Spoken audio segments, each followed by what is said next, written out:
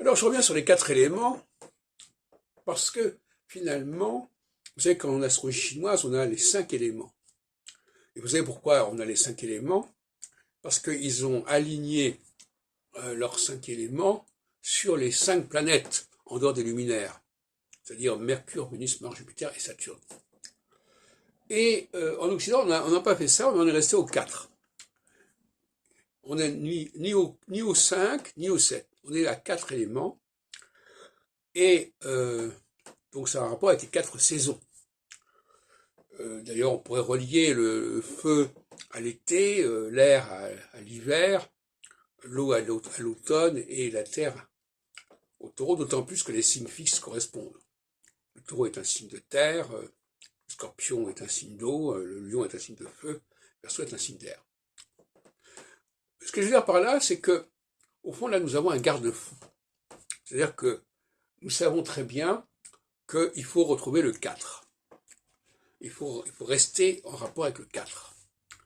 Et que le 7, le 5, le 6, pourquoi, ça colle pas. Et donc nous n'avons pas fait l'erreur d'inventer 5 éléments comme ont fait les Chinois, sur la base justement des 5 planètes, qu'on trouve d'ailleurs dans les, ce que j'ai dit l'autre jour, dans les 5 termes qui divisent en 5 chaque signe. C'est le même glissement, la même dérive. Et donc, si on reste sur la base 4, on doit aborder la question du septénaire autrement. Il faut déjà dégager le soleil. Le soleil, c'est quelque chose d'à part. Ensuite, on a la dialectique Lune-Saturne. 27 jours, 27 ans. Voilà. Et alors, quand on a enlevé la dialectique Lune-Saturne et le soleil, il reste 4 planètes. Mercure, Vénus, Mars et Jupiter, qui correspondent aux 4 éléments, aux 4 saisons, etc.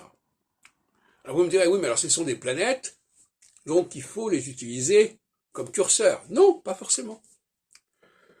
Sur le plan symbolique, ces 4 planètes correspondent en quelque sorte sur le plan cosmique aux saisons terrestres.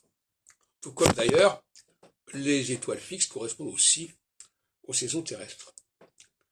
Donc il ne faut pas croire que tout ce qui est de l'ordre du cosmos est forcément quelque chose qui va impulser et impacter ce qui est en bas. Ça peut être l'inverse. Ce qui est en bas peut structurer ce qui est en haut. Et c'est ce qui se passe. Donc, les 4 saisons, c'est quelque chose qui est en bas, mais ça va structurer les 4 planètes. Mais les planètes, là, elles sont simplement une symbolique des saisons. Elles ne sont pas censées agir. Les saisons sont un élément passif. Et les planètes en question sont également passives. Les planètes actives, les astres actifs, c'est Saturne, c'est la Lune et c'est le Soleil. Donc, voyez-vous, c'est pas du tout la même chose.